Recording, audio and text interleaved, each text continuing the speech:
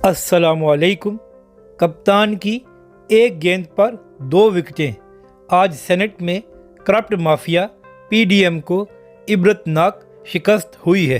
آج سینٹ میں chairman senate اور ڈپٹی چیئرمین کے الیکشن میں حکومتی اتحاد کے دونوں امیدوار صادق سنجرانی اور مرزا محمد آفریدی جیت گئے۔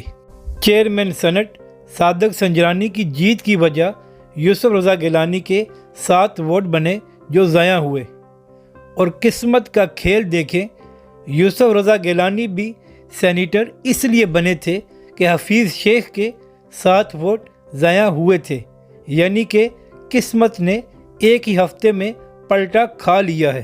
ایک ہفتہ پہلے جمہوریت کی جیت کا ڈول بجانے والے آج رو رہے ہیں کہ ہمارے ساتھ کیا ہو گیا ہے، اور اب یقیناً مریم نواز اور یوسف رضا گیلانی کو سیکرٹ بیلٹ کے حسن کا بھی پتہ چل گیا ہوگا۔ آج مولانا فضل الرحمان اور زرداری کو بدترین شکست ہوئی ہے، اور اکثریت ہونے کے باوجود سینٹ میں دونوں الیکشن ہار گئے ہیں، اور جو کھیل آصف علی زرداری اور یوسف رضا گیلانی نے سینٹ الیکشن میں شروع کیا تھا، آج ان کو اس کا پھل سود سمیت واپس مل گیا ہے۔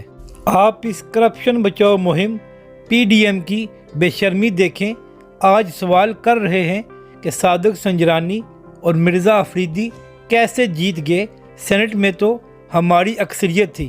تو ان سے سوال بنتا ہے کہ جب یوسف رضا گیلانی 20 ووٹ کم ہونے کے باوجود جیت سکتا ہے، تو سینٹ میں تو پھر بھی 2 سے 3 ووٹ کا فرق تھا، یہ پورا کیوں نہیں ہو سکتا؟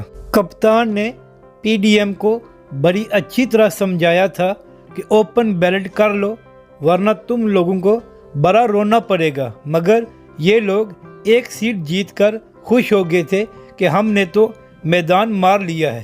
تو پھر آج عمران خان نے سینٹ کے چیئرمین اور ڈپٹی چیئرمین کے دونوں الیکشن جیت کر ان کو بتایا ہے کہ سیکرٹ بیلٹ کی کیا خوبصورتی ہوتی ہے اور اس کے کیا فوائد ہوتے ہیں۔